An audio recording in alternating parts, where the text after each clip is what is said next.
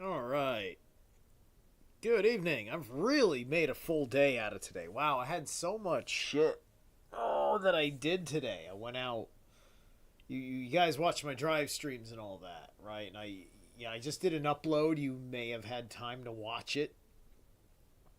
It's about 15 minutes long. I went to the Sandy Hook Memorial today, and I took a little tour around with the phone. Afterwards, I did some ritual work in private after a meditation. So yeah, and I went around. I did a bunch of things. I am going to be changing up my reading game. I am going to phase out the Chip Tatum Animal Spirits, and I just picked up this deck, Animal Elders. So I've been wanting to kind of do something a little bit different from this deck for a while. Although I don't think this one gives me the elemental stuff, but like the way that this one does. But this one is a little bit more focused on some ancestral themes. I found it at a metaphysical shop over there in Sandy Hook. So they're a pretty cool store. I'm figuring out what their deal be. But anyway. Yeah, so I just played for you. I was trying to be semi-thematic, so I said let me at least get some Spanish heavy metal. And so that I just played was called there it is. No, that wasn't it. Wait, where'd it go? I scrolled away from whatever the heck it was. Shoot. I closed the mini player already, and I thought I was on the screen. I must have been scrolling around. Shoot. Now I don't remember the name of the band that I played. I was so busy. There's always setup stuff I'm doing at the last minute. You would not believe how long it takes me to put things together. Oh, I'm sorry. Here it is. No. It's Plan 4, Soy El Fin. And the art on the Spotify is pretty fucking cool. It's some sort of four-eyed cat man's bust, like from the shoulders up. And he's like a cat man. He's got like these straight back kind of ears, massive ultra fangs. And he's also got he's got his third eye open. But that's the thing. He's got his third eye open, but it's really his fifth eye because it's this really cool piece of art. Like, the art alone makes me interested in the band to see what they're all about. But that'll be another time. Okay, that's like the whole album. It's like a 20. Yeah, let me click on. I just want to look at these band names real quick, just because. All right, I have no idea what these band names mean, except for the last one, which is Kamikazes, which is a Japanese name that they're giving it. um. Anyway, I'm gonna have to look into this band just because I like the art and I like how the riffage went in that one song. I hope they have more solos and leads and stuff like that. We'll see how it go. All right, so let's see, window capture, properties.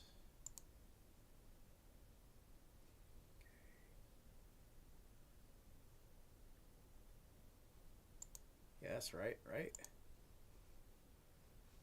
Where is it? Close that down. I need this.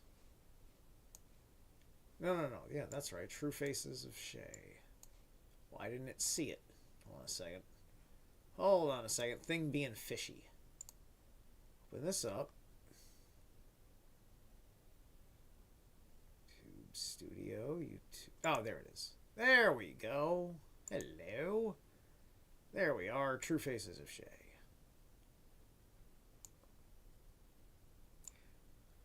All right. This, I'm pretty sure anything in Spanish is dubbed over, and I think there's also the subtitles, and if the subtitles don't happen, there's also closed captioning. And also special announcement. I am going to do a interesting complimentary interview with my buddy. He's been on twice before now. My buddy Bruce McDonald, who lives in Costa Rica. He's a Canadian expat who is becoming a Costa Rican citizen. And he speaks fluent Spanish, has been living down there for several years, has been big on geo and exopolitics. Yes, also exopolitics. And will understand many fucking things about socialism, communism in South America, attitudes towards it, influence of the Cuban Revolution with Che here, like the number of things. Okay, so I'm gonna have him on Sunday. That's what I decided was best. I also on Saturday the 15th, Maria, West, me, and Abby, right? Hold on one second. I want to double check my let me double check my messages because everything drives me nuts with stuff. Okay, that was on the 7th.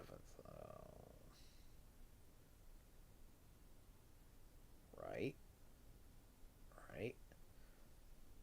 Okay, one more second, because like I'm terrible at promoting myself, and then these things. Yeah, yeah, yeah.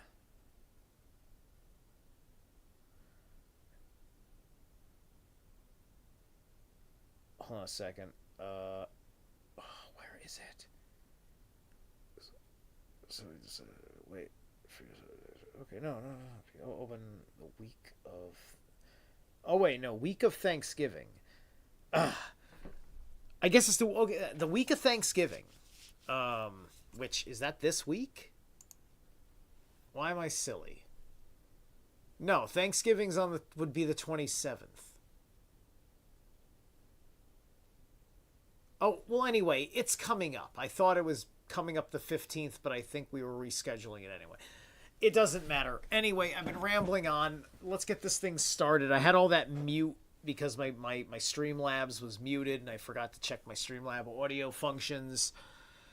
Anyway, here we go. This should be pretty good at 2x speed. So, oh, whoops.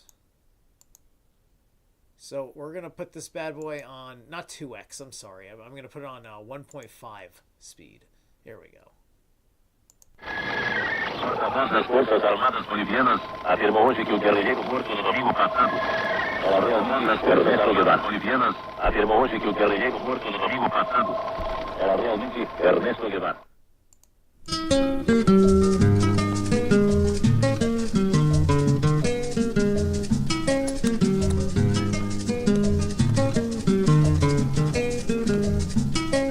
It's after the hero dies that the legend is born.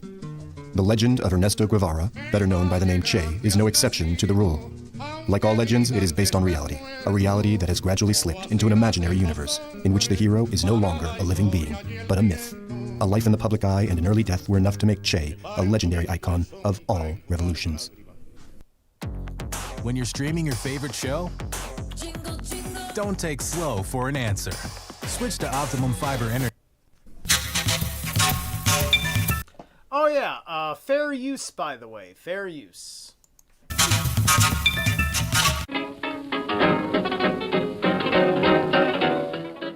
Il a eu une enfance, effectivement, une enfance bourgeoise, mais pauvre. He had a bourgeois yet poor childhood. His parents were very much what we'd call today bourgeois bohemians, ahead of their time. His father was somewhat of an eccentric and an anarchist, and his mother was brought up by nuns. So hold on, he was a bourgeois... Wait a minute, is bourgeois lower, like bourgeois poor? Is that what he said? Does that even make fucking sense? Let me hear that again. Il a eu une enfance, effectivement, une enfance bourgeoise, mais pauvre. He had a bourgeois yet poor childhood. His parents were very much what we'd call today bourgeois bohemians, ahead of their time. His father was somewhat of an eccentric and an anarchist, and his mother was brought up by nuns. So the family was really very bourgeois, yet they didn't have a great deal of money. They left to set up home in the Sierra de Cordoba, an arid area in the middle of Argentina, on account of their eldest son's asthma. His name was Ernesto. He wasn't yet Ernesto Che Guevara. He was a very puny, skinny child, and he never went out. His mother used witchcraft to try and save him, as medicine was not enough. She would search for black cats and lots of other things that she'd put in his bed. And then at the age of about 5 or 6, they'd say, he's done for, we might as well let him go. His sister told me that they let him go like a bird from his cage. And instead of... Now remember, his last name is Lynch, Che Guevara Lynch. This Lynch thing pops up, right? So this hasn't mentioned that has not named him as such, right? So this film doesn't seem to know the Lynch angle. Falling from his cage, he managed to fly. He took advantage of life. He did sports, rode horses, and started to shoot and swim. He was so tenacious and had such strength that he dominated his asthma. You have to understand the place asthma occupied in his life. He was living on extra time because the asthma almost killed him when he was very small, and all his life he suffered terribly from that. So by dominating his asthma, he became someone with extraordinary tenacity. While he was in secondary education, he moved in high society circles, even though, again, he didn't have much money. But his parents were so well known that he always had lots of invitations everywhere. And then, when he'd finished his secondary studies, he returned to Buenos Aires, where he plunged himself into studying medicine. Before he'd even finished medicine school, he decided, along with an older friend who was older than him, Granado, to take a major trip around Latin America. They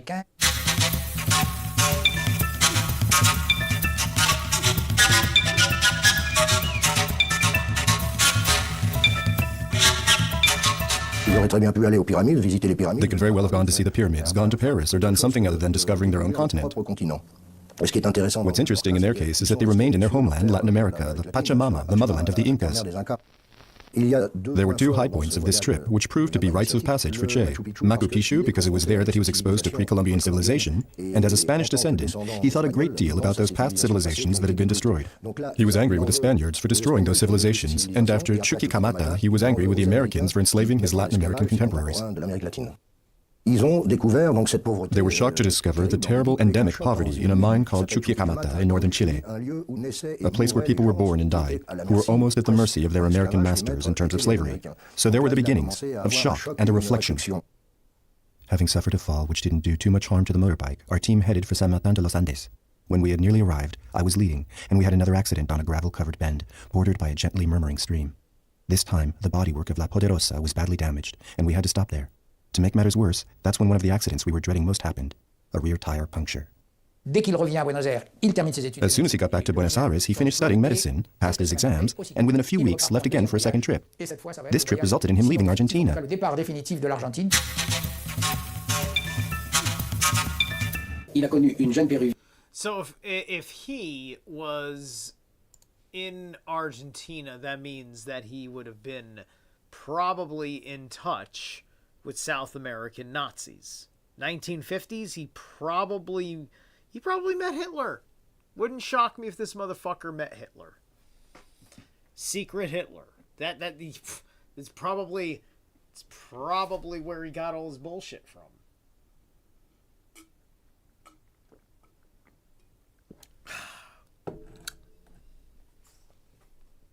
He had gotten to know a young, politically committed Peruvian woman. She was rather plain-looking, but very militant. And she developed Che's sense of Marxism, which became very strong.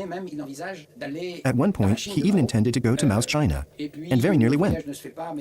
And also, the other thing I'm making is he's going on this pilgrimage. He's on a colonial pilgrimage, effectively, right? And he's going from a Western... like American or British exploited this, that, and the other thing. And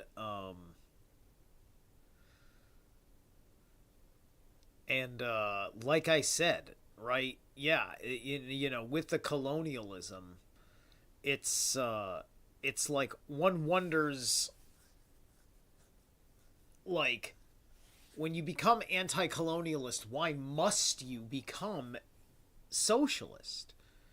The American Revolution was fought by largely capitalists. Right? It was a capitalist revolution. That's why America is the way that it is, and socialism had to weasel its way in. Socialism, I think, was like if the capitalists didn't overthrow the monarchs, the socialists would have overthrown the monarchs.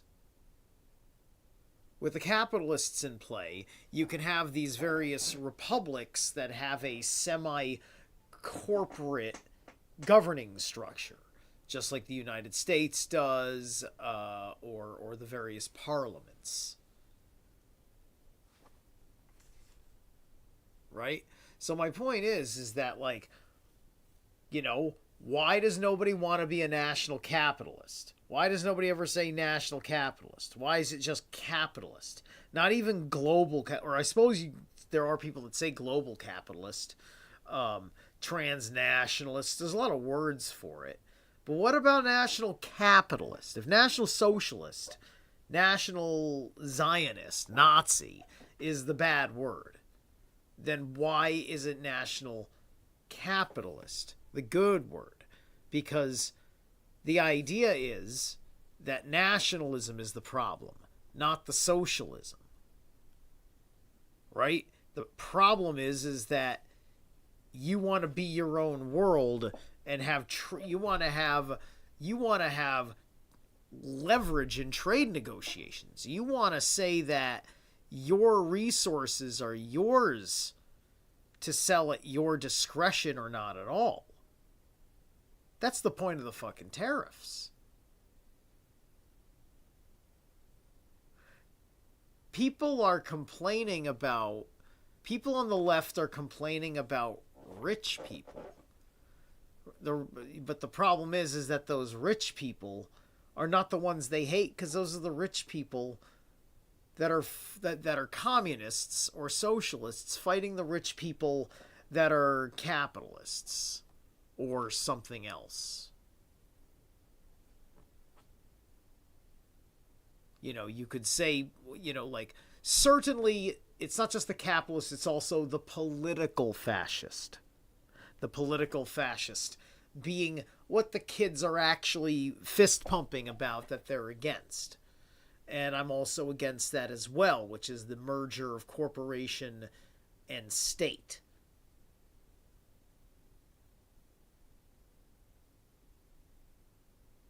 The the private company needs to exist is my thing. They don't want the private company to exist. I'm telling them that the private company wouldn't be the evil that you think it is if it was fucking separate from the government.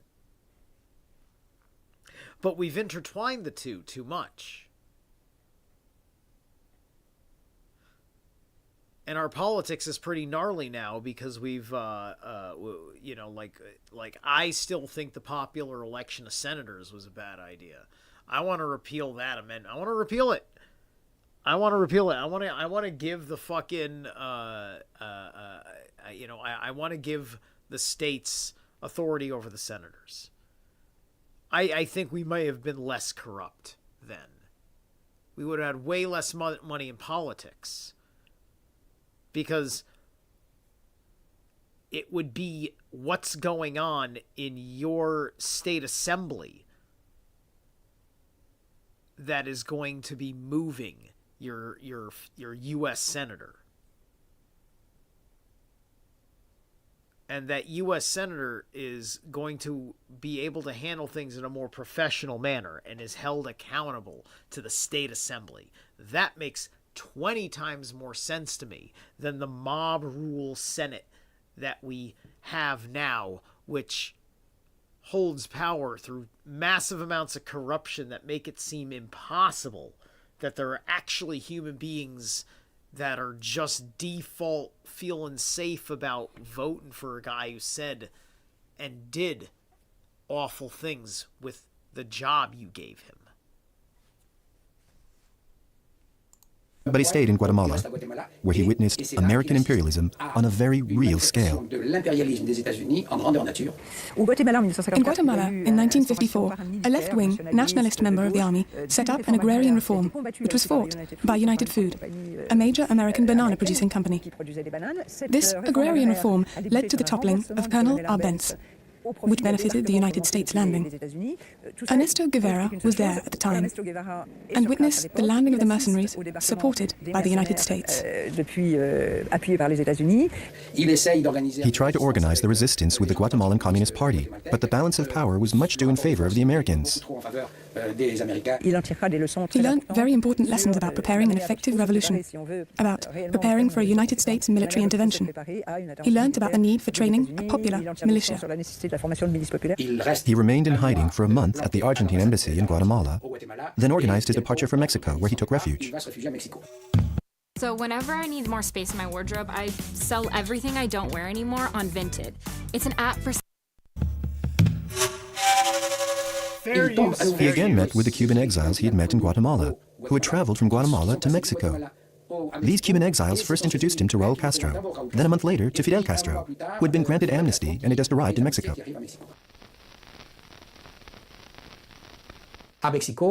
In Mexico, he immediately tried to organize a team of commandos to return to Cuba to bring the revolution there. The Cubans started referring to Guevara as El Che. As for them, all Argentines started their sentences with the word Che. For Che, his first meeting with Fidel was utterly and wonderfully decisive for him. He felt that Fidel possessed all the qualities of a real war leader, and the necessary determination, tenacity, and intellectual potential to successfully carry out such an improbable adventure. It's staggering to think that 82 men went in conquest of an island that was protected by over 50,000 men heavily armed with the help of the United States. Their adventure started one evening in November 1956 when 80 of them crowded into a small second-hand boat. Fidel Castro was so impatient to arrive that he moored at the wrong place, where he was not expected. It was more of a shipwreck than a... You know, or as a communist, I'm actually thinking to myself, it could have been the opposite way around. It could have been that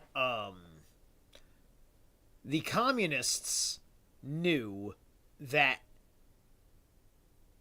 South America was where the Nazis were at also. And because of the complications of the Cold War and the shadow influence of the Antarctic Nazis, as well as the South American Nazis, which are part of the bridge in this regard, which is part of a deeply esoteric threat connection via intelligentsia and occult with the Jesuit order. And the Jesuits are busy in South South America, the Catholic Church is scary strong. Because they have they have Catholic socialism in South America.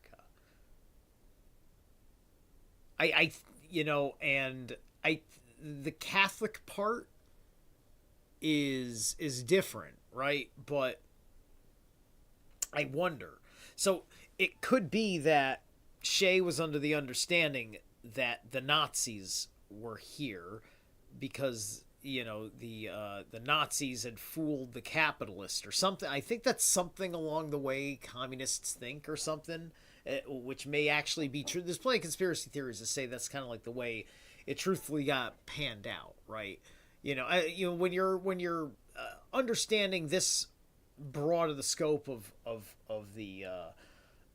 the connective tissue of the game, it makes you hard to even try and say you're a capitalist when it comes to whatever. Like, you're just looking at this whole fucking it's just like, I can't say I like anything anymore because I can only find the beast version of it everywhere, or something that I don't know exactly how it works without the beast, even though it is not the beast. Like my life. My life interfaces with the beast all the time. I spent money today, right? I obeyed traffic rules today. What do you do, right? And it's also at the same time, it's like, oh my god, the beast, right? I think that I think that we should ask ourselves, all right, mind control, we're gonna say, is evil, so government is evil. Right, and government is slavery because mind control is slavery. All right, very simple. That logic is lockstep awesome. This is why I like using the term the state. The state to me feels more like a functionary machine, where the government is a control module. So, a function, it's a machine that functions. It's an invisible machine that everybody is supposed to have the ability to earn the stuff you need for the machine to work for you as well as it works for anybody else. And they have changed the rules of the machine so many fucking times that they don't even bother to teach it to us in school.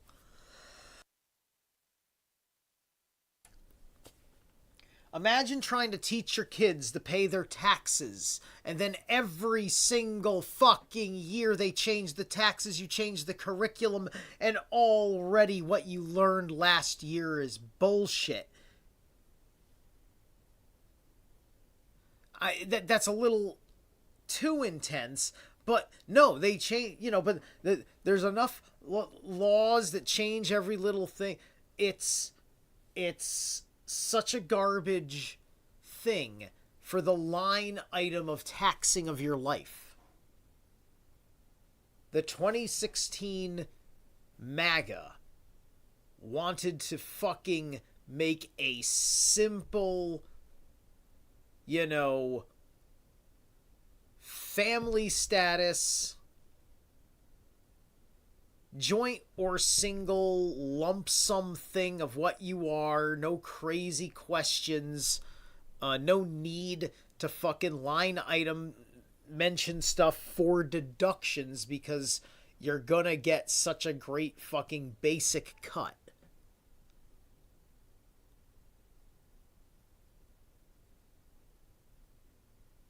Right?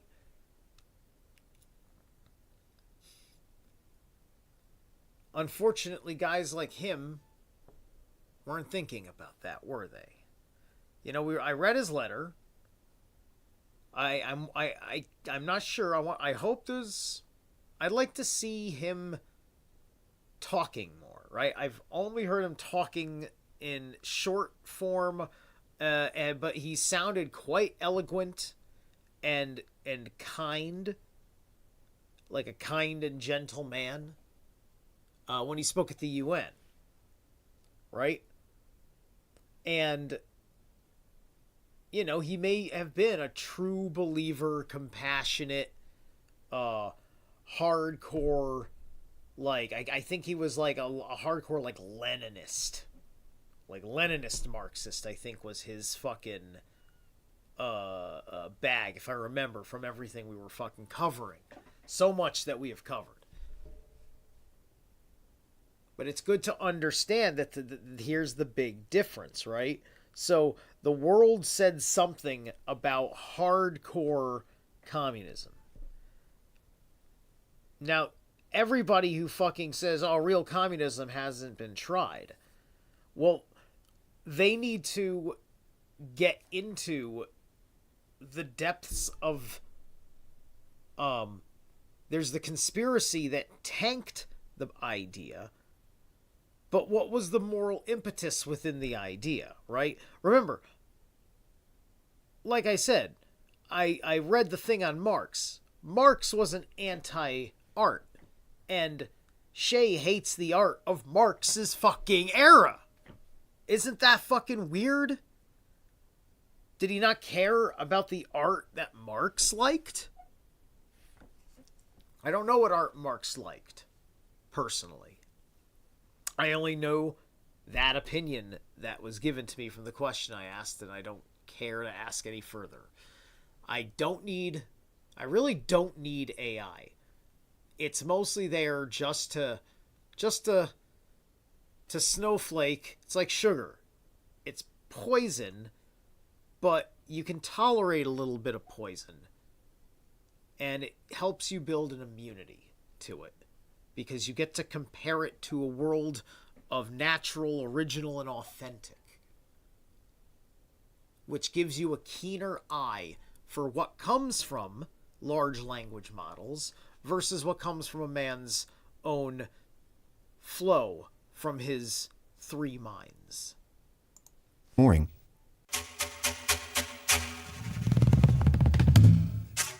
Guevara est légèrement blessé. Guevara was slightly hurt, and at one point he had the choice between taking a bag of medicine and a box of arms. He couldn't take both, so he chose the arms. From then on, he declared that instead of being a doctor, he would become the revolutionary militant and the guerrilla he'd always been. Batista's air fleet was waiting for them. They were bombed, and there were many deaths, but they managed to escape with the help of people who were waiting for them. Score up to 70% off new trees and returning faves at Michael. More members of this expedition reached the Sierra Maestra, which is a small mountain with such thick vegetation, it was very difficult to spot them.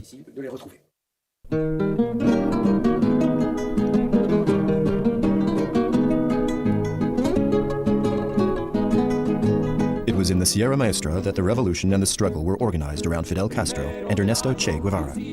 Che became an emblematic figure of the revolution that Fidel Castro used to his advantage.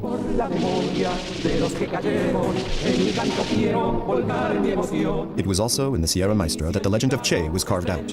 A popular figure of the revolution in progress, he became the most famous of comandantes. Le Che, avec son asthme, Che's asthma and his penchant for sacrifice, which was linked to his asthma, his Jansenism, and his asceticism. Okay, he's a big shot fucking cigar smoker. He's got fucking asthma, and he wants to be a soldier in a fucking war. Does he have asthma or does he not have fucking asthma? I would stop smoking if I was taking my fucking shit seriously. Is it really asthma? What the fuck's his inhaler for? I don't think he has asthma. I think that inhaler is something else.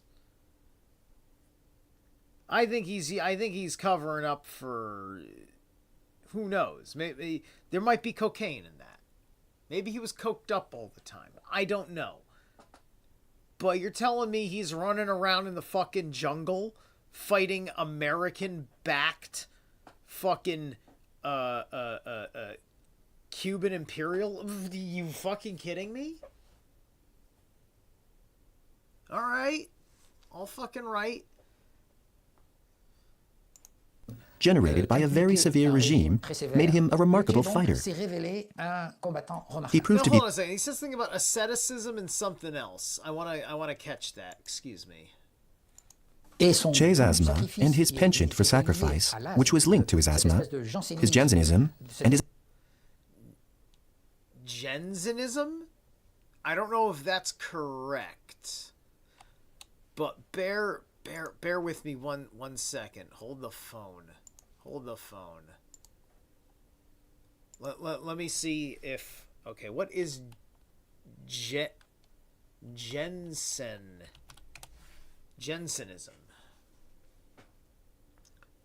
Okay, hold on. I think this is something. It was originally defined as the theory the IQ is largely determined by the genes.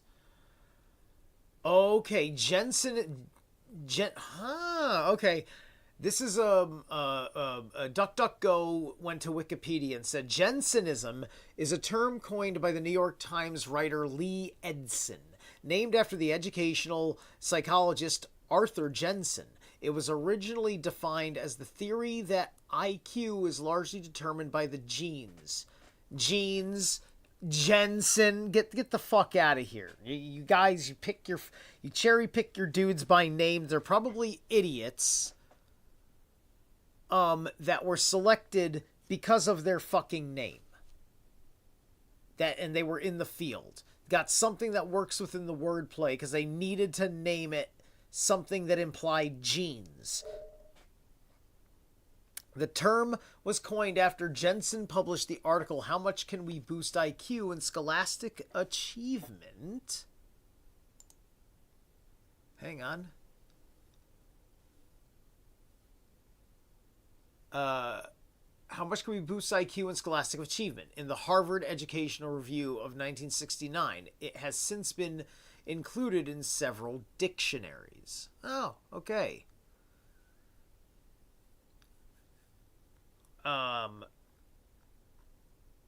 Okay, so what he's saying is that something about his belief in himself through his intelligence.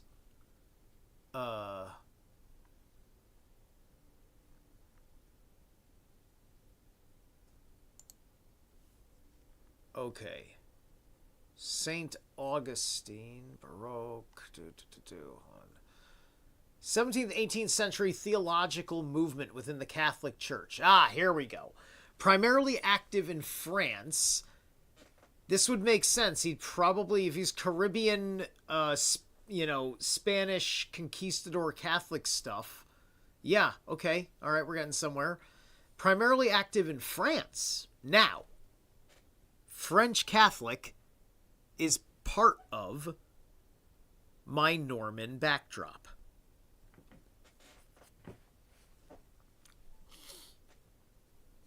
And like I said, North English Norman descendant. But I also have a grandmother from France on the same side. We're talking about grandma and grandpa on my father's side. That's where I'm getting all of that from. I'm half Italian. I think I'm literally pure Italian on the half. So strong half Italian. That's look at that. Look at that. Mom gave me the eagle beak.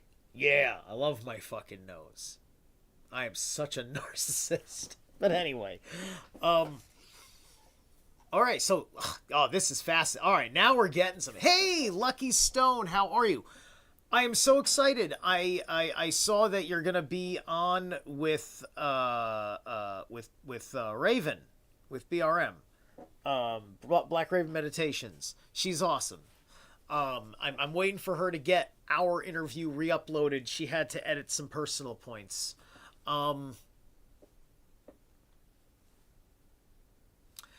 So arose an attempt to reconcile the theological concepts of free will and divine grace in response to certain developments in the Catholic Church, but later developed political and philosophical aspects in opposition to loyal absolutism.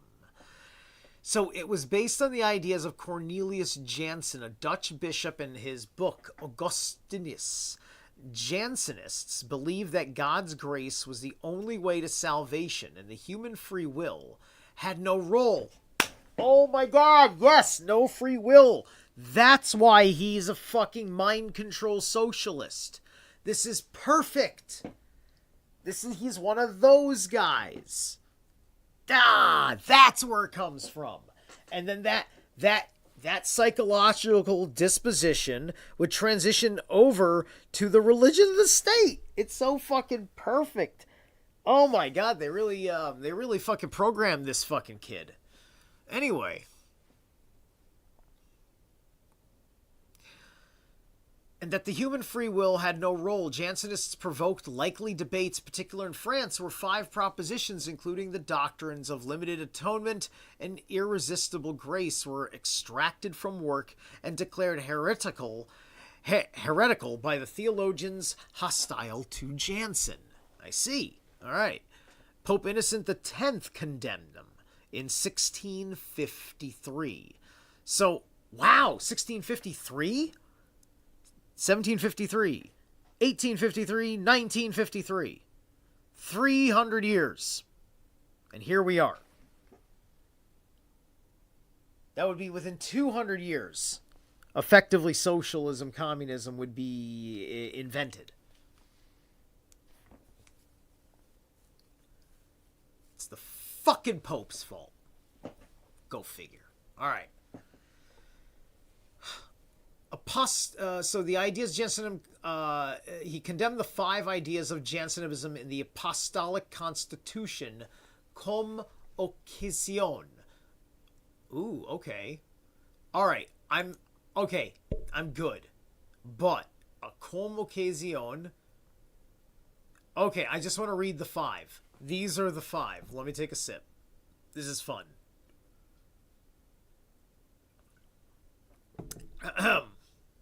Some of God's commandments are impossible to just men who wish and strive to keep them, considering the powers they actually have. The grace by which these precepts may become possible is also wanting to them.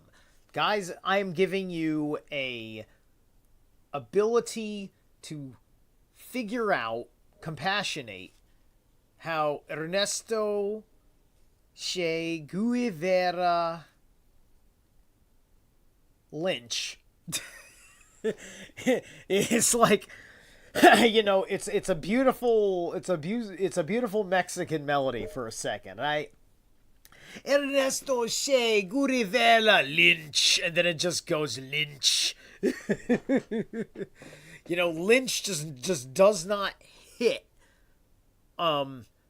the Spanish tongue that way. I don't think I'm not, like, there's luch, like luchador. I'm sure Lynch is in the Spanish, like, vernacular, but I don't think I've ever heard a Lynch as a Spanish surname, right? There's probably, perhaps luch is a derivative of Lynch. Anyway. 2. In the state of fallen nature, no one ever resists interior grace.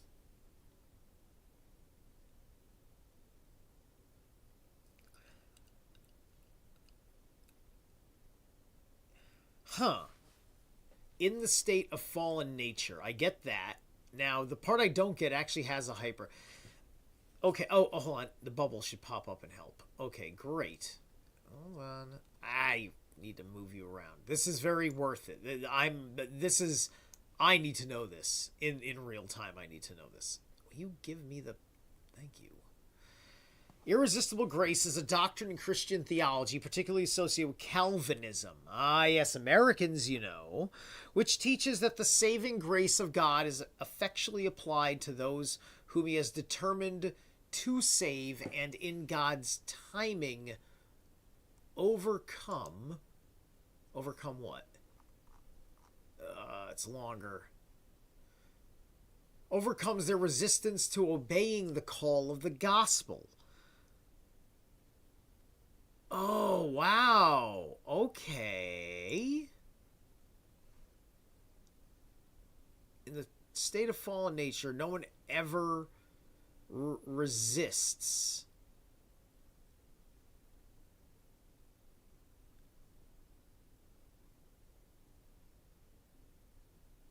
Wait a minute, I'm missing something here.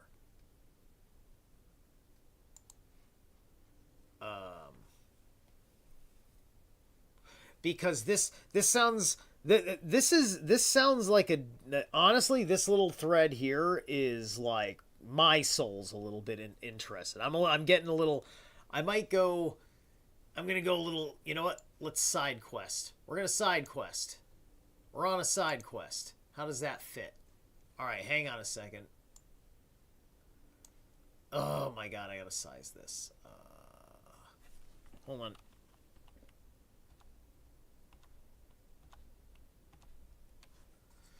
All right, it's not going to be a perfect fit. So, irresistible grace.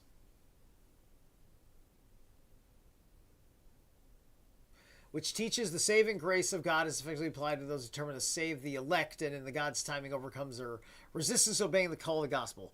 Bring them to faith in Christ. It is to be distinguished from prevenient grace, particularly associated with Arminianism,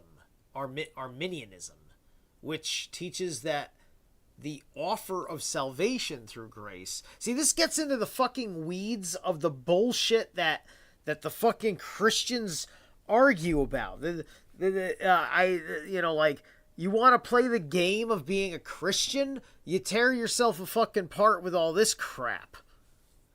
Trying to find which thing is most digestible to your fucking soul, and then needing to fucking argue to like, because what you're doing is that you're trying to get the fucking Pope to agree with you. So now you're just, now the whole theological discourse in the church's history is a bunch of people having an argument about, I can convince this or the next pope to agree with me. Because they're waiting for a pope to emerge that links their, you know, like, you know, everybody's on a quest for the logos in Christian theology, right? Christian theology is basically a literal quest of the logos. Blah, blah, blah, blah. I hope one day that I get to talk to Gnostic Informant. It'll have to stop gargling my water and start acting like a professional or something. Okay,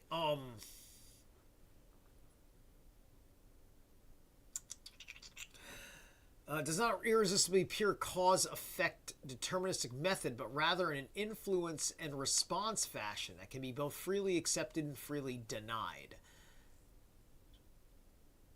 Okay, alright, so Arminianism would be more along the lines, then, of what the church accepts over... If we go back over here, this is... In the state of fallen nature, no one ever resists interior grace.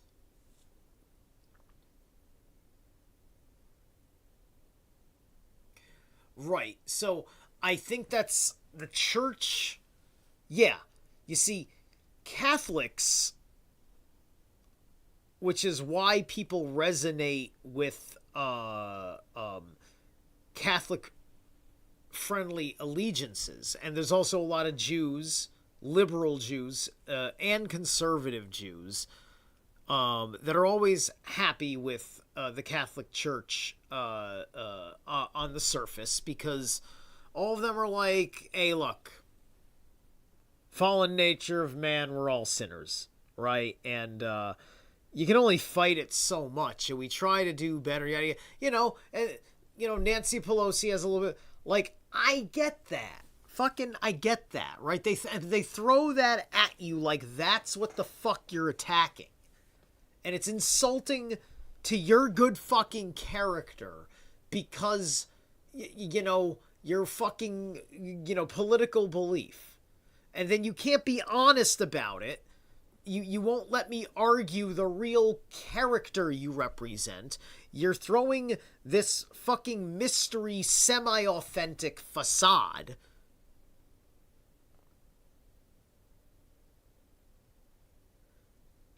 And you speak in slight riddles to make me think you're some sort of fucking sphinx that I want to fucking risk gouging my eyes out so I can get into the Chamber of Secrets. Fuck you. I got my own sphinxes to riddle with. In order to merit or demerit in the state of fallen nature, we must be free from all external constraints, but not from interior necessity. In order to merit or demerit in the state of fallen nature, we must be free from all external constraint, but not from interior necessity.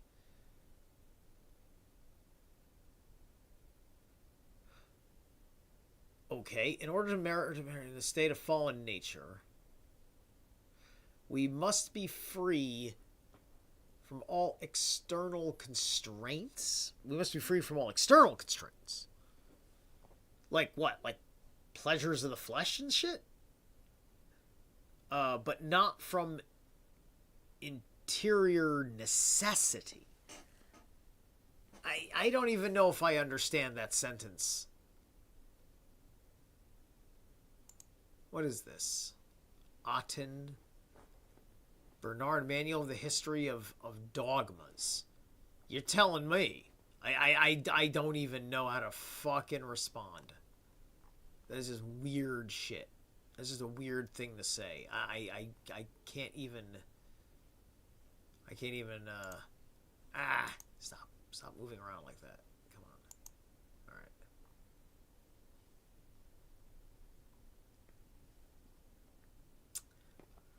In order to merit or demerit in the state of fallen nature, we must be free from all external constraint, but not from interior necessity. In order to merit or demerit in the state of fallen nature. Are they talking about judging mankind? Like, are we talking about how you do the witch crazes? Right? Like, are you, like, questioning whether you're in fallen nature or not? I mean, like, how did Che Guevara understand it as a fact of life for the morality that he inherited before he became almost nihilistic, one could say? The semi-Pelagians admitted the necessity of interior preventing grace.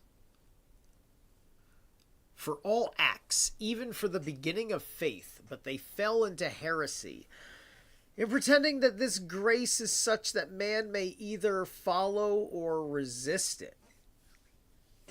Oh my god, what kind of fucking problems did they... Dude, man, people in these churches, like, they had to fucking argue about this shit? Ugh. The semi-Pelagians admitted the necessity of interior preventing grace for all acts, even for the beginning of faith, but they fell into heresy in preventing that this grace is such that man may follow or resist it. It is semi-Pelagian to say that Christ died or shed his blood for all men. As for dogmas, that the first of the four propositions are absolutely condemned as heretical, while the fifth is condemned as heretical when taken in sense that Christ died only for the predestined. Sure. Semi-Pelagian is a historical Christian theologian and soteriological school of thought about the role of free will and salvation. In semi-Pelagian thought, a distinction is made between the beginning of faith and... let me just get the flash on this. It's a Christian theological concept that refers to the grace of God in a person's life, which precedes and prepares to conversion. The concept was first the grace of God in a person's life, which precedes and compares to conversion.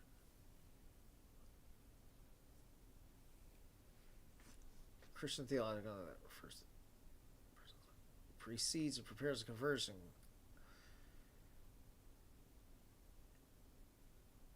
All right, I want to click on this one. Preventing grace. I think it's kind of neat that Wikipedia has a page just for this spiritual term. I'm glad somebody put the time in, to be fucking frank with you. Preventing grace or enabling is a concept that refers to the grace of God in a person's life which precedes and prepares to conversion. Okay.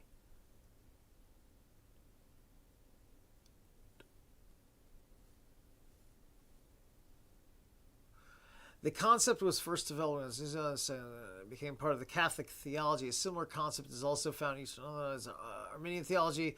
In all these traditions, prevenient grace is understood as universally available, enabling all individuals to have faith while leaving acceptance dependent on libertarian free will. Okay.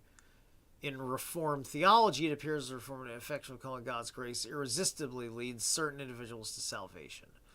See, yeah, that sounds like the liberal path to God, which that's usually the really popular relationship with God in Christianity, right? Because it sounds natural, right? You're still developing under the cognitive dissonance of the narrative of the terrible Old Testament monster, and that you don't have to worry about that because of the sins paid on the cross, which then has an entire moral, cultural, sociological meaning to it, which has an economic pretense because of attitudes about slavery, especially if you're in this true state of wanting, of being authentic about what you're doing. Anyway.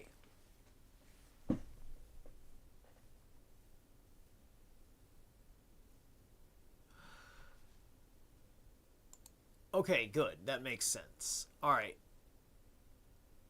Okay, so admitted descended for all acts, even for the beginning of faith, but they fell into heresy in pretending that this grace is such that man can either follow or resist it.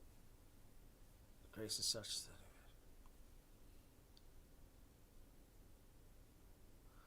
Right, okay, so saying that you have a choice in the outcome of interior preventing grace is a heresy. And they're saying, and the Catholic Church says, no, that is not a heresy. Right? So, alright, so in short,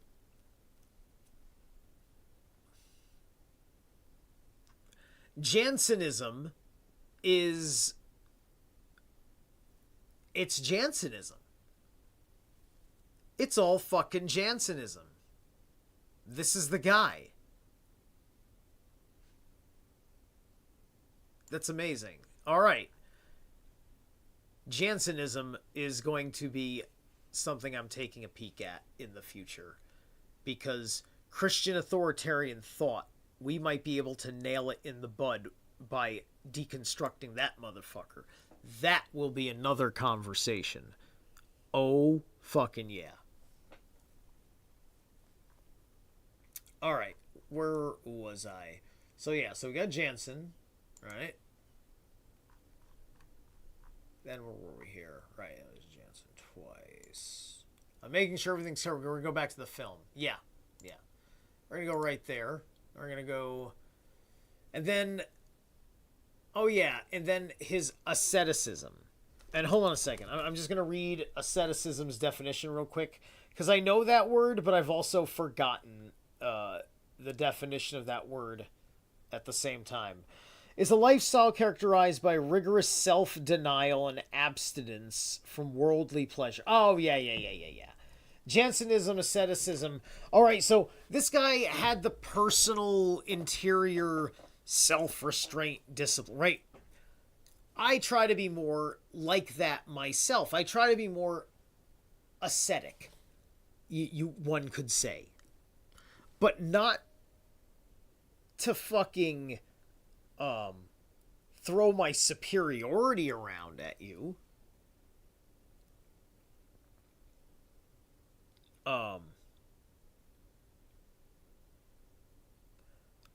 And besides, he puffed on his cigars. So, I mean, you give a person some hypocritical grace, I suppose.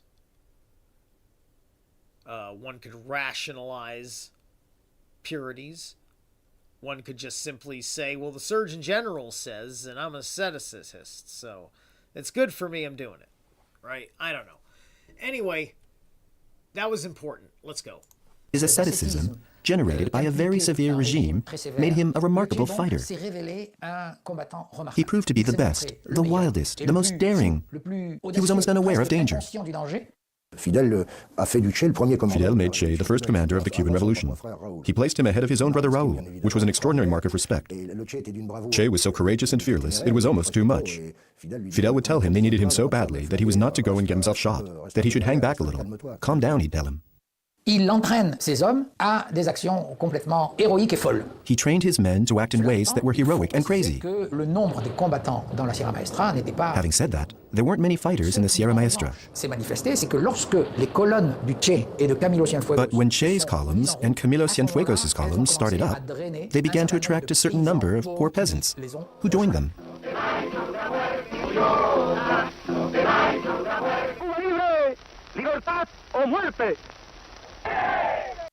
The body scanner reveals the brutal truth about your body that your regular scale will never tell you. For weeks, my...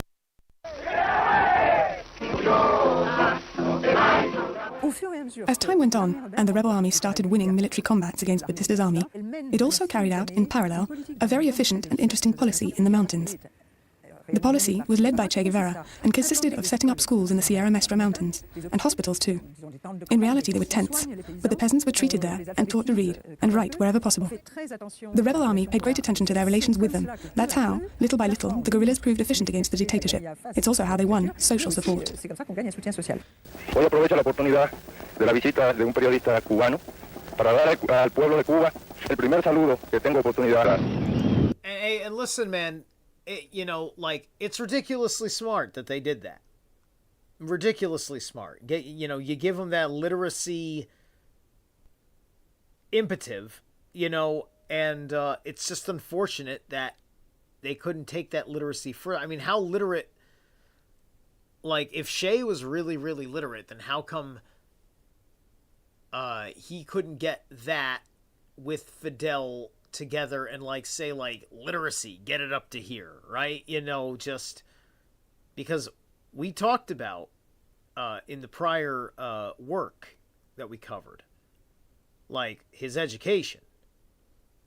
I mean, he's poor, but he had an education. In parallel, these successes fed the development of popular mobilizations in the towns. Che Guevara left at the head of the guerrilla columns to take a central town on the island of Santa Clara. It was a real feat, because he had never been there. Did you see it? There's always a guy who looks like Osama bin Laden. There's always a guy. There's always a guy.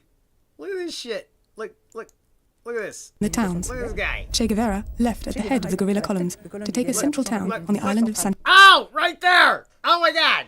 Look at that! There's always a fucking Osama bin Laden looking motherfucker when they fucking have the media fucking footage for this.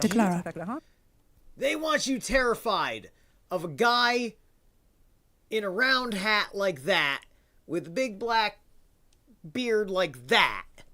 Not like I don't know, mine's way fucking different, right? I like to be a little bit more trimmed along the sides, and here I don't want to look like I crawled out of a cave or a jungle in Afghanistan. and just like, just with the eyes like that, and look at me, I'm a man who lives in hot places and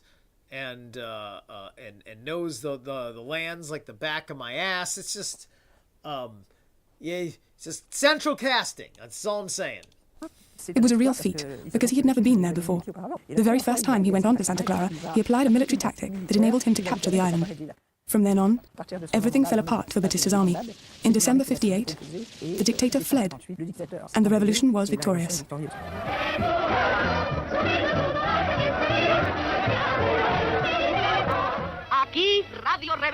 This is Rebel Radio from Cuba, an American free territory. Victorious, the revolutionaries, the liberators from the Batista dictatorship, rode into La Havana on tanks, cheered on by an ecstatic crowd. From then on, Ernesto Che Guevara occupied an increasingly important position in Cuban political life, becoming Minister of the Economy, then Minister of Industry. Le Che arrive à La Havane auréolé d'une réputation de grand commandant. Che arrived in Havana bearing the reputation of a great commander. Fidel Castro had always been wary of anyone who might have too much prestige, a prestige that could outshine him. So he asked Guevara to look after the fortress of La Cabaña, which overlooked the port of Havana, and where previously first revolutionaries had been imprisoned, and then following the victory of the revolutionaries, Batista's henchmen. Fidel Castro charged Che Guevara with the task of organizing trials for the prisoners of Batista's regime. It wasn't just another episode in Che's history. It was probably the most indelible task he could have had. Cubans who were on the receiving end at the time, and family members of those who were shot, called him El Carnicerito de la Cabaña, the little butcher of La Cabaña. Under his orders, dozens of prisoners were executed following ridiculous trials lasting anything from a couple of minutes to an hour or two. People were shot in the night. He wasn't at all bothered. So, like, right there, right? Now, obviously, I don't know if he's telling the truth about that statement that these were kangaroo courts, right? But basically, he just said these are kangaroo courts, formalities to executions. Similar to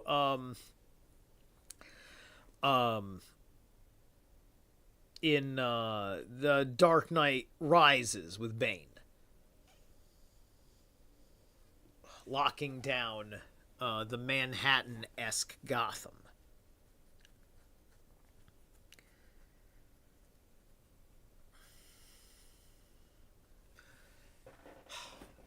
Which that's just always part of the sales pitches that come with the hardcore. Like, you would have Che Guevara is effectively a conservative socialist. When you understand all that stuff they just said about everything, about who he is, he's a conservative socialist, guys. The liberal socialists are the ones that you've been seeing now, where,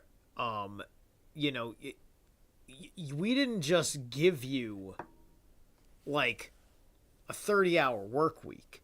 We gave you a work week as fucking optional to a lot of fucking people in this country. And that's just a little bit too much. Like, for real. We need to do a better job being better human beings with better workspaces for human beings, right? There's some jobs that you can't do anything about that, right? I couldn't do, and the company couldn't do anything about the fact that one way or the other, to do the job I was going to do, had to work with this very big, complicated machine, or I have to stand in a weird, precarious spot by the machine that just goes fast, doesn't stop, and I gotta keep grabbing shit on, and I'm just getting dizzy staring at things and making sure I'm sorting them properly, and I'm just like, I would have to do this so slow, it would be a non-job. I was not going to be cut for it. I tried. I muscled my way through, like, I was there for like 3 hours, but there was like, I don't know, I think it was like an hour and a half or so of orientation and waiting to get into position and all that stuff. So maybe I was like an hour. Maybe I was 90. I think I was about 90 minutes. About 90 minutes, and I couldn't fucking handle it. Awful. Just fucking awful. And so I couldn't continue to work. If he was sent people who hadn't been tried in court. He was in charge of carrying out executions on those who had been sentenced. At first, they were people who had been involved with the Batista regime or involved with repression, but soon it was counter-revolutionaries. That resistance fighters are violent, in my point of view, is legitimate. From the French point of view, it is also legitimate, because they are always singing the praises of Jean Moulin and the other resistance. So violence by resistance fighters is one thing, but when you're in power, shooting 300 people is a crime. The La Cabana episode was to reveal Che's darkest side. Although he was driven by strong values of social justice, he did not hesitate to have hundreds of sentenced opponents shot following mock trials. The execution of the former head of Batista's police was an example. Some authors claim that Fidel Castro was already a communist, but I don't think he was. Guevara, on the other hand, had a real knowledge of Marxism, but without having been a member of any communist party. That is not communism. So, Batista is Latin for Baptist, right? So the guy's name is Baptist. So there's going to be a narrative of baptism involved with this guy. Anyway. For Marxism in our ideas, our political philosophy is representative democracy and social justice in a well-planned economy. Fidel Castro still didn't know whether he'd become communist or Marxist. He became Marxist, particularly on contact with Che during the Sierra Maestra, and he asked for the support of the Cuban Communist Party, because the Cuban Communist Party was organized on a vertical discipline system, which was not the case with even Fidel Castro's troops.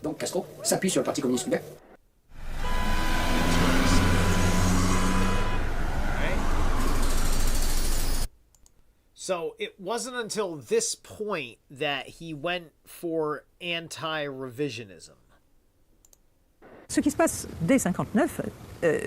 59, in the face of attacks Washington was preparing, the revolutionary leaders, in particular Castro and Guevara, were looking for support. Che's experience in Guatemala was very important here. They were looking for support in the face of what they quickly understood was going to be a swift and inevitable break with the American government. And they were to find this support in Moscow. It was only after a year of diplomatic, economic, and political guerrilla tactics with major U.S. companies that the veil was lifted. And Castro declared himself a friend of the Soviet Union and a partisan of a system of collectivist socialism that the Americans very quickly branded communist. Fidel Castro has just thrown a huge spanner in the works of United States-Cuban relations. In the speech he gave despite his illness to the first Latin American Youth Congress, he announced the expropriation and nationalization of American companies in Cuba. This decision will affect businesses such as the Cuban Electrical Company, Esso Standard, and Texaco, which are worth $1 billion. This marks a new episode in Cuban-American tensions. Okay. I have a question. Hold on a second. I want to set this up before I go in. So I'm actually gonna ask Grok this one, and we'll take the answer with a grain of salt. There we go. There we go. All right.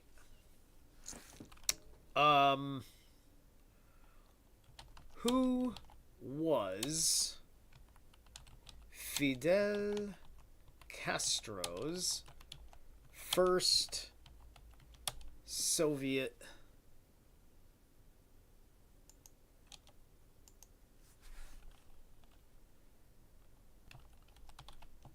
contact? First known covert or over. Okay, Who was Fidel Castro's first known covert or overt Soviet contact? Let's see if that question cuts the mustard.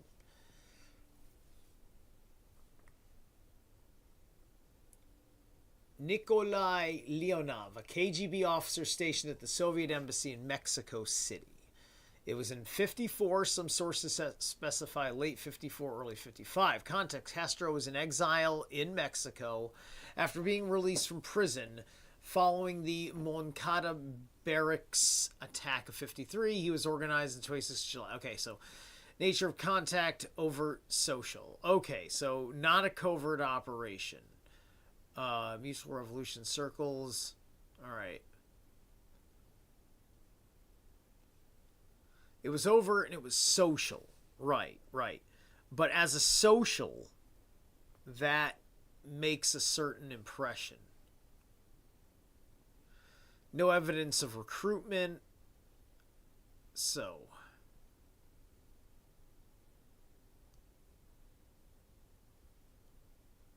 is the earliest confirmed Soviet contract, social diplomat, not espionage. All right.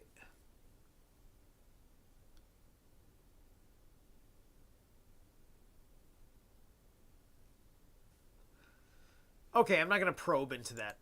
All right, let's go.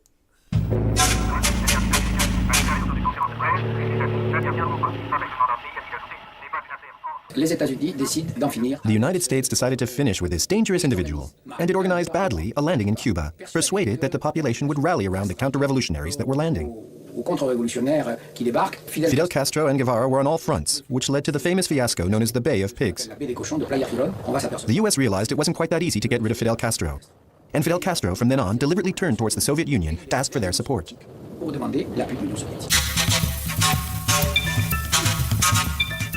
The way in which the economy was treated in Cuba was, it was like the sorcerer's apprentices. Che got Lenin's watchword into his head, to industrialize the country. For him, sugarcane signified a sort of slavery, and also a fatality for a single crop-producing country. Cuba needed to get industrialized, except there were no raw materials. And just as Chavez is currently destroying the Venezuelan petrol industry, Che set about destroying Cuba's sugar industry. I'd recommend getting a genetic methylation test just once in your life. Just once in your life. You'll never need to do it again. Okay. Whatever the hell he was just selling, I do not recommend that. I don't know what it is. Anyway, that just sounded fucking rude. So this issue right here, this is that, this is the whole problem with the whole approach and the setup for the failure that is the mediocrity of Cuba today. They were around 30 years old when they came to power. Now that's okay to be in power at that age if you're talking about just one person. But when they're all that age, you need older people to balance things out in government. So things weren't always that easy. He became an economist overnight, although he was more of a poet, more of a Don Quixote than the owner of a bank. It wasn't easy for him, but he gave it his all. This unbridled revolution that so exasperates the Americans confuses the Soviets. They who claim to be experts in matters of revolution are discovering a new country with a Cuban fantasy, in the face of their fever and their way of putting the cart before the horse. In less than 2 years, Cuba has become more socialist than Russia. After agrarian reform, urban reform, and nationalizations, the Cubans have now decided to make 1961 the year of education. One of the first results of his reforms was that the Cuban peso, which was previously worth exactly $1, lost all its value. He recognized his own mistakes and the gaps in his economic training, but all of a sudden, he himself started to theorize. Okay, so that's kind of interesting, right?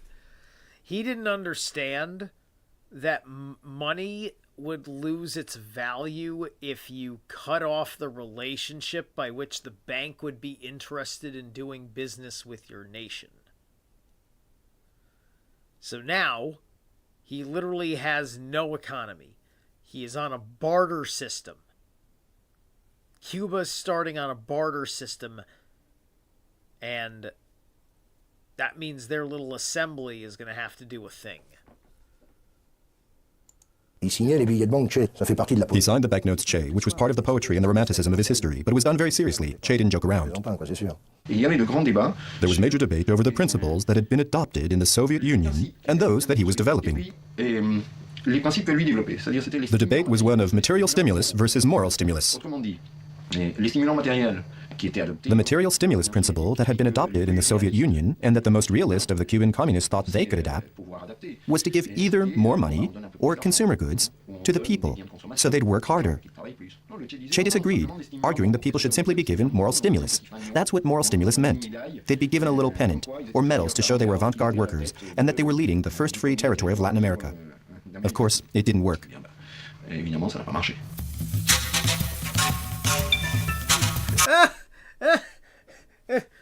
Guys, we're socialists. We don't work for money. We work because it's God. It's because work is God. That's why we do it. We worship work. What? It's like, no, we don't.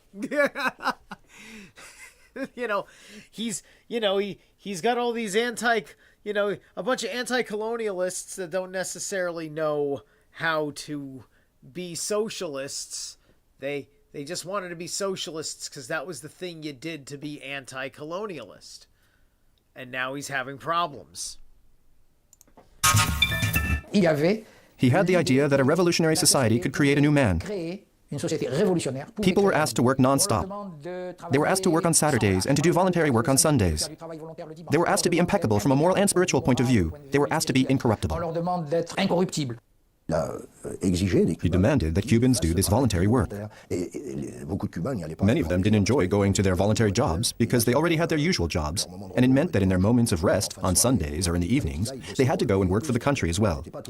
So he immediately becomes a tyrant. He immediately becomes worse. Immediately becomes worse than the colony. And this motherfucker is worshipped on printed t-shirts. So it was not always well perceived. But Che, as usual, set the example and engaged in the necessary physical effort. He didn't work for himself at all, but worked for others. He believed in what he was doing because it was a utopia. He made the famous, marvelous statement, "Let's be realistic, demand the impossible," and that was his dream. But he saw it wouldn't work during the invasion when he arrived in a village and said, "I forbid you to drink and play the national lottery." It created such a rumpus. People said, "Who does he think he is? Tell him to get lost." So he saw it wasn't working. That's why Che's new man was the death of him. Che convinced people to shake off the entire Western Empire, to shake it the fuck off and be your own fucking country. And you think that the price of that is going to be freedom when America wants to come back in, like right now? No, you've got to fucking put a little extra work in at the beginning at the very least. You ought to at least be enthusiastic about working some overtime because, America's like right there. Like, we didn't even have to feel the idea of a threat from Great Britain. America just wanted to be fucking growing and awesome and its own thing in its own right. It's its own nation. It's a nation that that wasn't founded on a monarchy's principles, shouted back to a fucking time that was built by a rationalist pagan republic.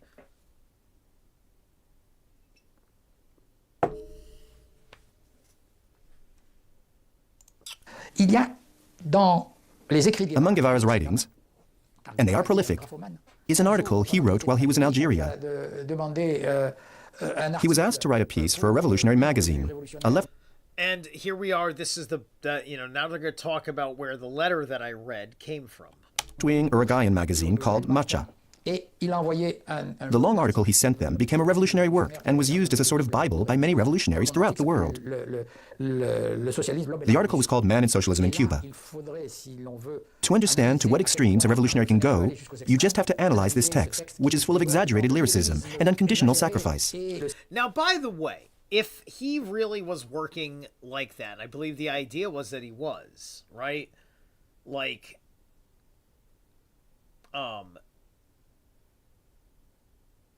he probably, like, there probably was a genuine interest in, like, a kindness with people, you know, who are just like just putting in some good hard work, perhaps. I don't know. I don't know exactly how much of a slave driver he may or may not have been. But the fact that he was shoulder to shoulder with other people just working, right? And I don't know, he probably took breaks too. You know, because if he goes through an entire work week, or at least a whole day, just like those men do, right? You know, if he takes a break, I'd imagine that means that everyone else can also take a break. Right? Because he's trying to, like, I can really appreciate it, right? I'm trying to motivate people to have a good work ethic within my ideals that are opposite of his, individualistic,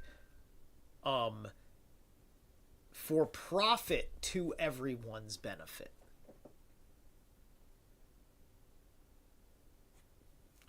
Under free will.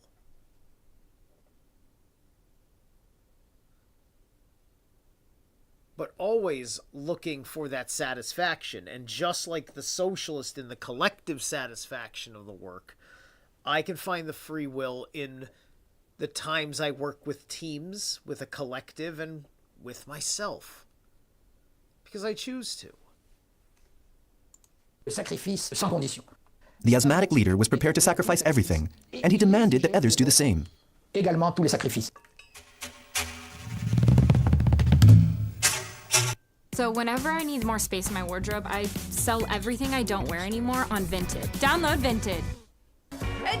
Alka-Seltzer Plus Cold or Flu Fizzy Chew.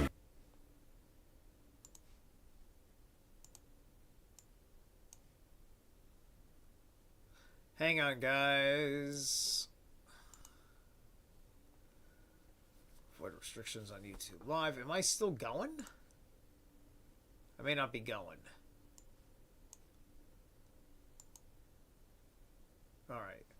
We've detected video in your stream belonging to someone else. Yes. Someone else. Your stream may be temporarily blocked if you plan to continue. Please ensure that the content owner has added your channel to their allow list. Okay.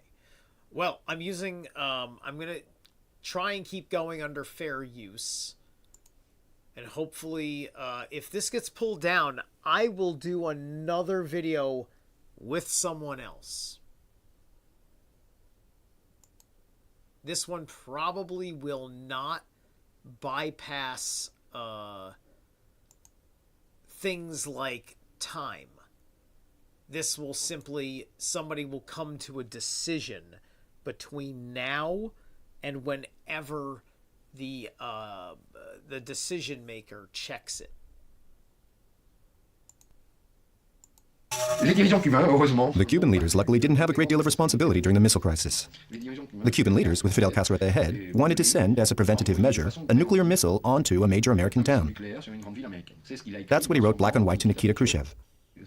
It was an error on the part of the Soviets because it was the Soviets who set up the missiles, but when they saw where it could lead, they said, we're going to withdraw the missiles. But Che totally subscribed to the plan to fire a nuclear weapon onto a major American town and to provoke a worldwide Holocaust. It was clearly in line with his beliefs, but it was above all in the line of Fidel Castro's beliefs. He was merely following his mentor. Shall be the policy of this nation to regard any nuclear missile launched from Cuba against any nation in the Western Hemisphere as an attack by the Soviet Union on the United States, requiring a full retaliatory response upon the Soviet Union. Castro and Guevara, but especially Castro, were extremely upset to see that discussions between Khrushchev and Kennedy took place without him. As a result, relations became more stilted with the Soviet Union. From that moment on, the Cuban economy started to take a downturn and had to count on economic aid from the Soviet Union and Eastern Bloc countries.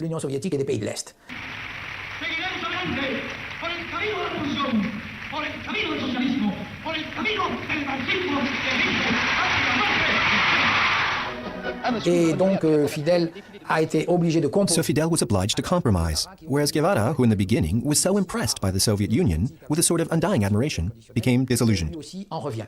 Et il va y avoir une différence sensible mais A lente. clear but gradual difference developed between Fidel and Che, until Che, who was the spokesman of Cuba, launched into a diatribe against the Soviet Union, or almost against Soviet imperialism. Anti-soviétique, j'allais dire anti-impérialisme soviétique. That was the day Che Guevara went too far. One could hear him backstage booing the Soviet delegates. He said something a socialist country or a country on the road to socialism had never dared to say. Les pays socialistes That socialist countries had a duty to pay, in arms and resources, third world countries seeking freedom. du tiers-monde qui Oh, okay. I seem to have crossed the line. I have crossed the line. Okay.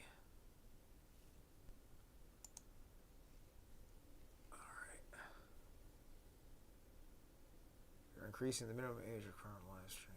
Okay. No. Before you can. Okay. Your channel's live stream ability may be temporary.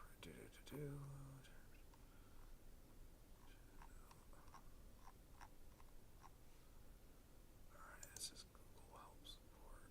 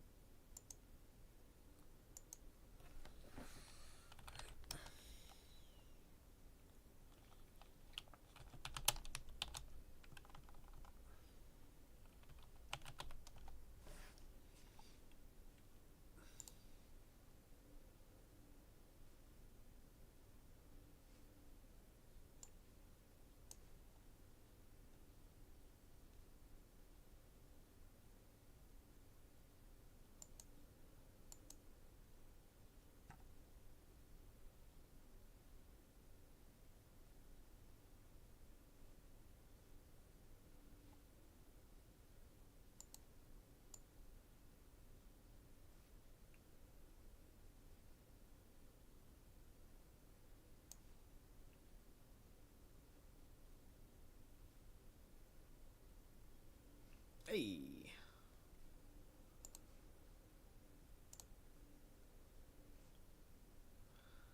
Okay, we're back. All right. So, we're going to be done with this documentary.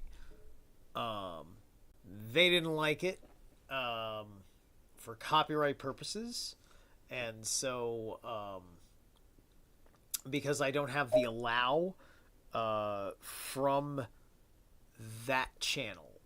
So we are going to go to default view here. Let me see. Where were we at? He had just gone to veulent se libérer et non pas. Bear with me. I hope I'm sure I can play the audio. You know what? I'm just gonna play the audio, and I think the audio will do just fine. Let's play the audio. They shouldn't sell arms, as was the case for the Soviet Union and the Eastern countries. Qui vendaient des armes. Holiday scratch tickets from the Connecticut Lottery are here with second chance drawing.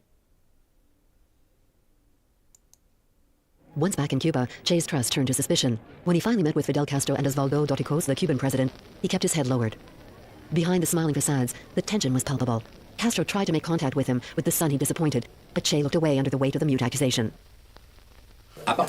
From that moment on, Guevara disappeared totally. It was Guevara's last public appearance, and from that point on, Guevara understood that he no longer belonged in Cuba.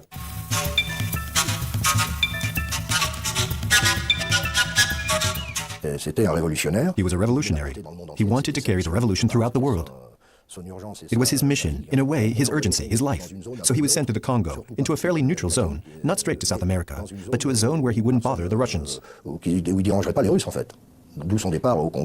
Which is why he went to the Congo on a totally grotesque mission, as no one there was prepared for guerrilla warfare. It was a bit like in Dino Buzzati's book, The Desert of the Tartars. They arrived, set up a guerrilla school camp, but didn't find a real enemy. He arrived there wanting to render the Congolese revolt rational, but according to his perception of rationality. He never actually bothered to understand that there was a reason behind all African mystical sacrificial acts. So you can see his great will, his very dangerous side, because he thought he was right. He thought he could behave however he wanted. There were a few skirmishes, and finally the Belgian Rangers, helped by the Americans, who had informed them, cornered them. They realized that the only solution was to escape, that this guerrilla war had not served any purpose.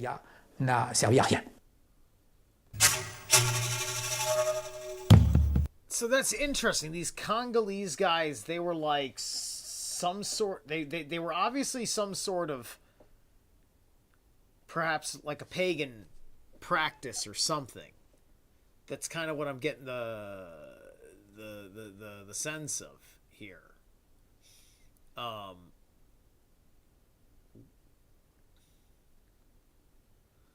I kind of want to pull it back a little bit.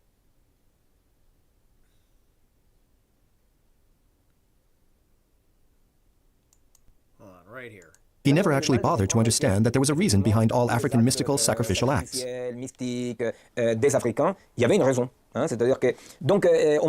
you can see his great will, his very dangerous side, because he thought he was right. He thought he could behave however he wanted. There were a few skirmishes, and finally the Belgian Rangers, helped by the Americans, who had informed them, cornered them. They realized that the only solution was to escape, that this guerrilla war had not served any purpose. All right, so the people he was trying to help didn't understand him. I guess they didn't like him either, which is interesting. This is what happens when you're an ideologue and you think everybody and a narcissist, and you think everybody thinks the same as you do. You think that the way that you act, like, that everybody is going to respond to how you are as a person the same way. Right? So he's talking to these people. These people are very out of touch with Christendom or Christian derivative. Like, they don't know the Christian world, and they don't know the scientific world. Neither one of those things matter to them. They understand nature. They understand probably some sort of animism.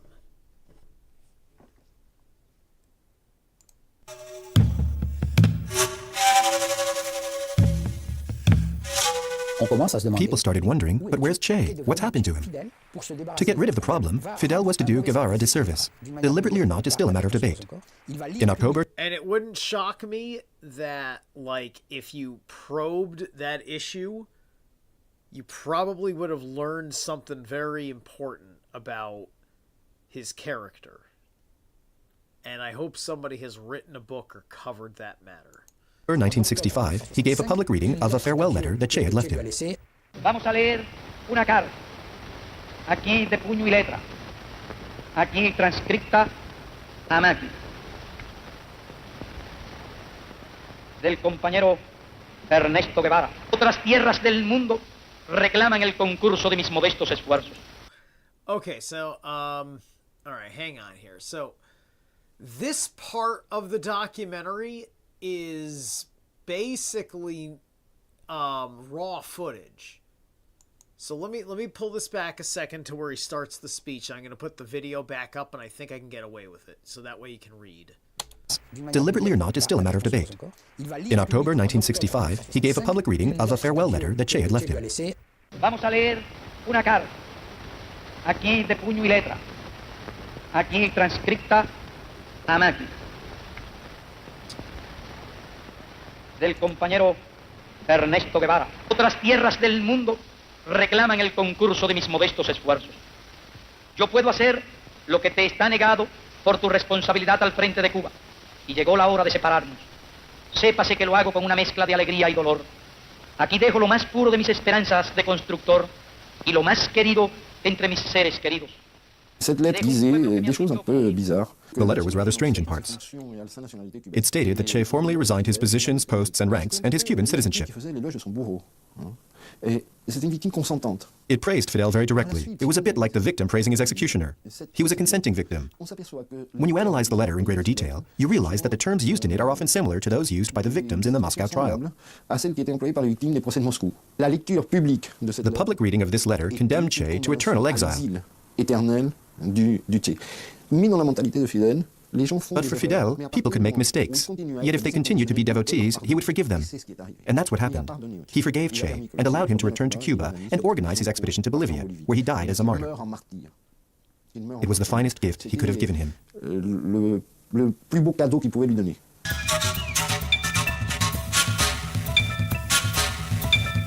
Avec le So we're getting up to the Bolivian affair.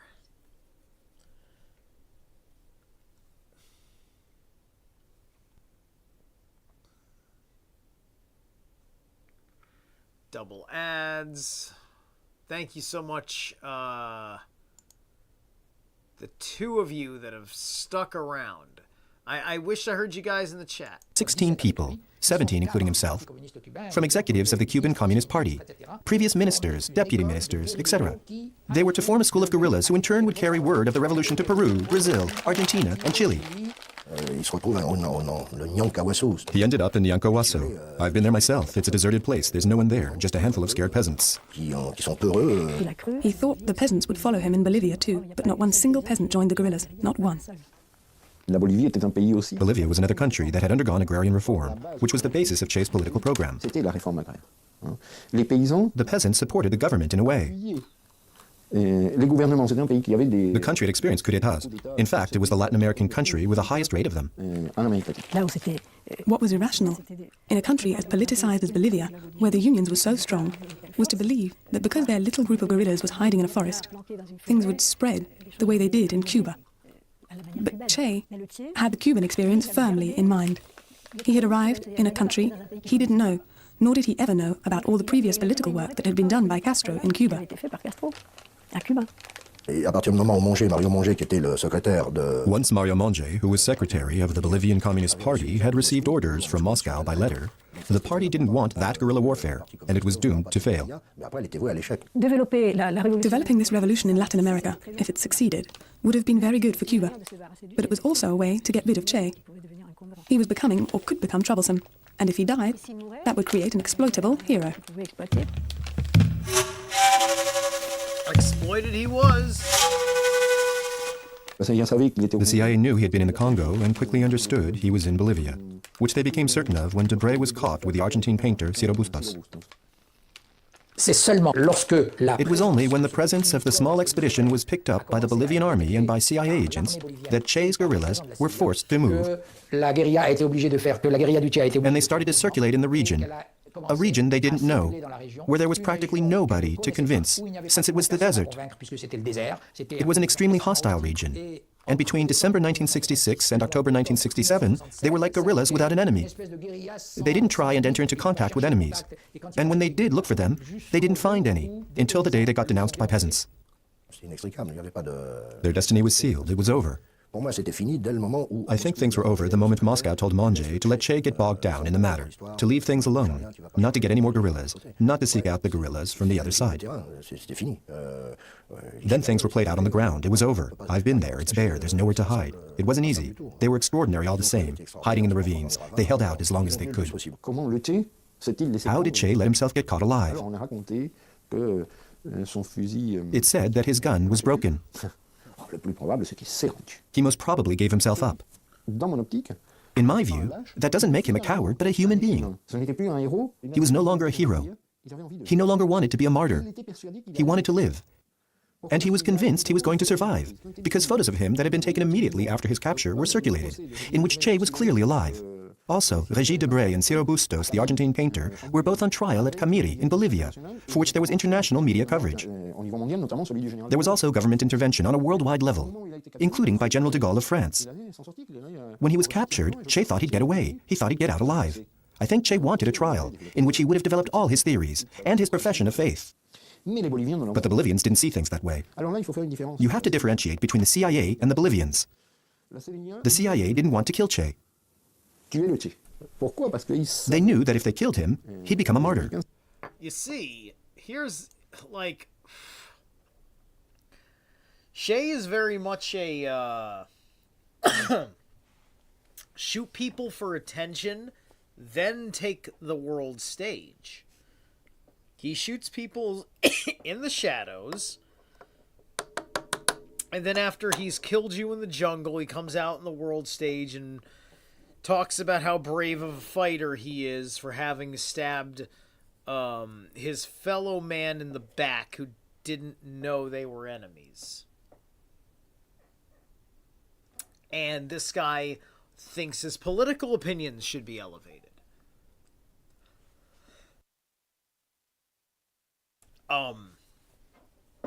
And I think that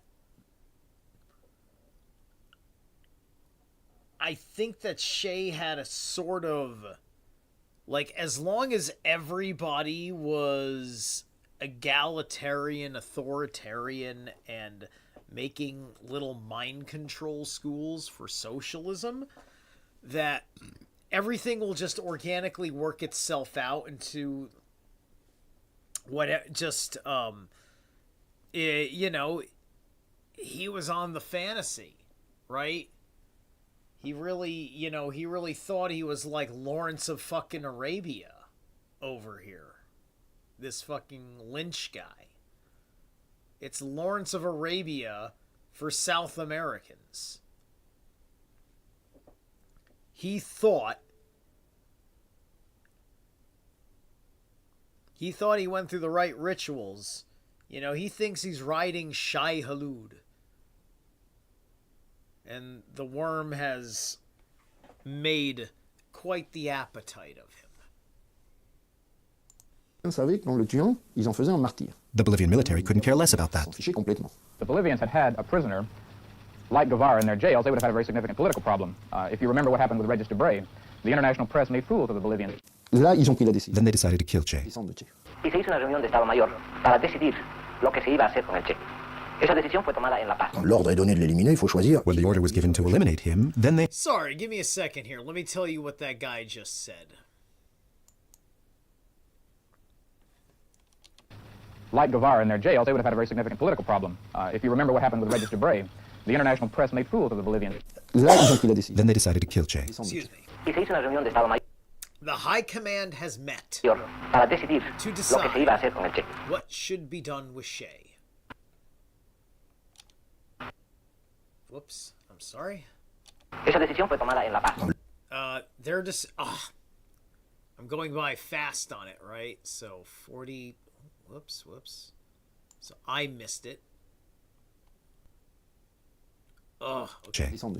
Y se hizo una reunión de Estado Mayor High Command para has decidir met lo to que se iba a hacer con el decide Che. what should be Esa done with decisión fue Che. tomada Their en La Paz. decision L'ordre est donné de l'éliminer, il faut choisir. When the order was given to eliminate him, then they had to decide who would pull the trigger. They decided to give a present, a funny present, but that's how it was put to him, to a young sergeant, Tehran, on his birthday. They told him he could have Che. The guy went in, but couldn't bring himself to pull the trigger, so he went off and had a few drinks, then came back and shot him. But it didn't work. So there was a guy from the CIA there, and he supplied the final shot. He was executed in the mountain village of Higuera and transported by helicopter to Valle Grande, where he was laid out on a bench in a laundry. Che was dead. Che's body was put on public display like a trophy. People came to see the corpse of the infamous revolutionary. These images were to tour the world.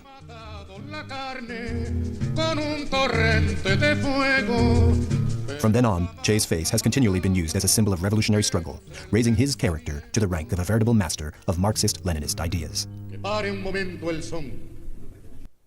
So whenever I need more space in my wardrobe, I sell everything I don't wear anymore on Vinted. It's an app for Alright. Que se callen las guitarras en tributo de silencio. There's still 9 minutes left. This chapter is called The Myth. Pour nous, la mort du Che, ça a été un... For us, Che's death was a huge event. Without boasting, we were the only ones to hold a huge meeting in the Mutuality Hall, and 2,000 people came to honor Che. So it was really important for us. And he died in Bolivia. There was the internationalism of it all.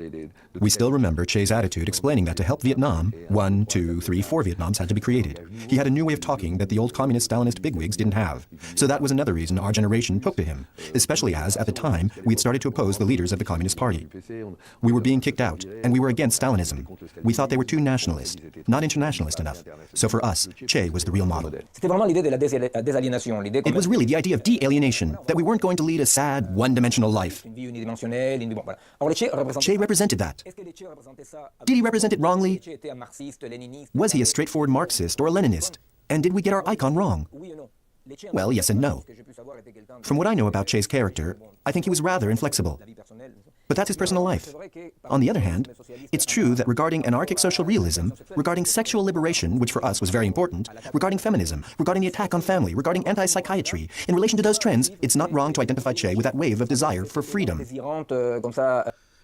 Now, very interesting, he also said anti-psychiatry. Now, that depends on the psychiatry. How did they feel about Jung? That Jung must have been in the conversation, and Jung might have had Jung might have been lumped in with Nazi ideology, and they may have had an opposition to that. Très libertaire. It's a myth that he himself tried to create from the beginning. He saw himself as a hero of the liberation of Latin America. But above all, it was Fidel Castro who very quickly understood what he could do with Che, a dead Che.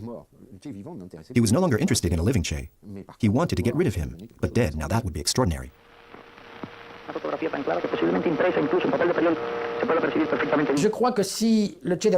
I think if Che hadn't existed, Castro would have invented him.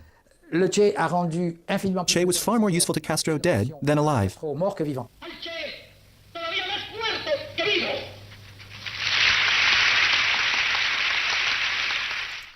Heard that? Now think of Charlie Kirk. See what I just did right there? The huge portrait of Che that now overlooks Revolution Square seems to invite Cubans to make ever more effort and sacrifices. Although dead, he lives on. At the entrance to the tiniest village, you can see his effigy in naive colors. His face can be seen from on high on a huge panel among the fields. In 1989, with the fall of the Berlin Wall, the Soviets told Cuba it had to grow up and become economically independent. The face of Che, which had been buried, even his books could no longer be consulted in Cuban libraries, was revived. All of a sudden, the Guevara myth was revived. The stoic character who was against any monetary interest and for whom everything had to be based on a moral revolution, on stoicisms, suddenly became necessary and even very useful. Within 40 years, Che had died, had been unearthed, then was buried again. Because 40 years later, Fidel considered him sufficiently dead to be able to transport him to Havana, where they made an enormous mausoleum. Che has this fixed, impeccably organized image. School children all over Cuba start their day reciting, Seremos como el Che. We will be like Che. We can transform Che into an icon, a hero of the revolution. 3 peso notes are printed, recalling the era in which Che was president of the Central Bank of Cuba, etc. We sell t-shirts, key rings. There's a whole worldwide market, even a Che lottery. The image of Che by Corda has toured the planet, and is as famous as the image of Marilyn Monroe. You can't talk about the myth of Che in the past. He's still alive, he's everywhere. Not just on demonstrators' t-shirts, but also on people who dance salsa, whereas Che never danced salsa in his life. He's become the symbol of Cuba, even though he wasn't Cuban. He's been cast in the wrong role. That icon fits the one-dimensional period we live in. The only thing that matters is image, and there's nobody behind that image. Out of the hordes of young people who wear the t-shirt, because when I see them wearing them, I ask them, it's very rare to come across someone who knows who Che Guevara was. If I ask them why they're wearing it, they reply, it's the revolution. If I ask them what revolution is, they answer, stirring up shit. It's not very thought out. In 68, people lived with portraits of Mao, Lenin, Marx, Trotsky, and Stalin. Their reference was the 1917 Russian Revolution. Today, if you look at young demonstrators in Paris, Berlin, or Rome, one portrait still remains, Che. And for the good reason that he embodies so well the idea of revolution, internationalism, and a refusal of bureaucracy, which for me are really very good values, very fair. These values are so good, in fact, that as usual, capitalists try to trade on them. And you can now see Che all over the place. But I hope that'll backfire on them. Well, the thing is that the capitalist is doing it because they're not fucking capitalists. That's why they're doing it. They're exploiting within capitalism to make loads of money while ruining a company and setting up a culture to resent all the tools that it had to get the future that they actually wanted. The legendary portrait taken by Cuban photographer Albert Corda, representing Che in a Christ-like way, has toured the planet. Andy Warhol made it even greater, using the same style as for Marilyn Monroe, two icons among so many others who died young. A veritable icon of the revolutionary idealist, Che has become the symbol of struggles all over the world. His determined involvement and the consistency of his ideas has made Che the only figure that today embodies the ideas of Marx, because even if Ernesto Guevara did commit violent, not necessarily legitimate acts, his romantic guerrilla image has banished them from our collective conscience. Puede que tu carne humana no resistiera el acero, pero el acero tampoco puede resistir tu ejemplo. Okay, cool, it's going through credits. I'm gonna let the music play underneath me. So, Che kind of learned... Oh, you know what? If we're gonna do that, hold on. I'm running this... Let me run this at normal speed now. There we go. So yeah, so Che got his, you know... Yeah, Che had a very narrow, like, little world. Like, he didn't want to live in a certain kind of world. Like, he didn't want to, like, look at a wider picture of a better version of socialism. And he didn't have to go along with all that. But he couldn't, but, like, you know, within... Obviously, there had to be some sort of diversity of thought within communism. Like, just like we assume diversity of thought is in our system. Hang on. Ooh, this thing's switching over to something. Okay, yeah, never. All right, we paused. We're paused. Good. All right.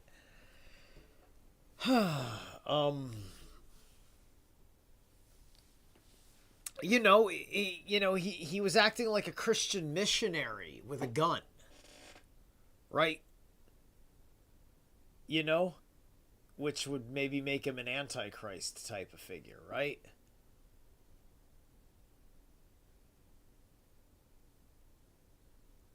And I think he was a Fenris kind of character. I think Castro was his tier, and Fidel let him off the chain into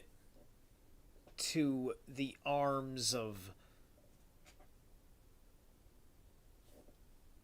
the communists in the CIA,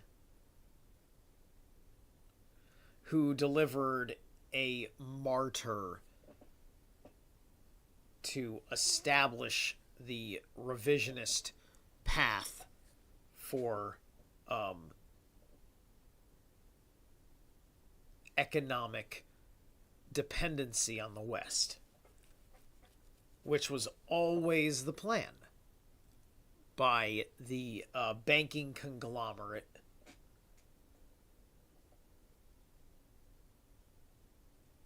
which it doesn't matter who runs the banking conglomerate. It's just that you've got a banking conglomerate. Break it.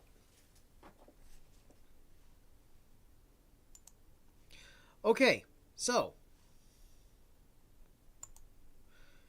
that was great. I will catch you guys later, alright? Like I said, Sunday will be the thing with Bruce.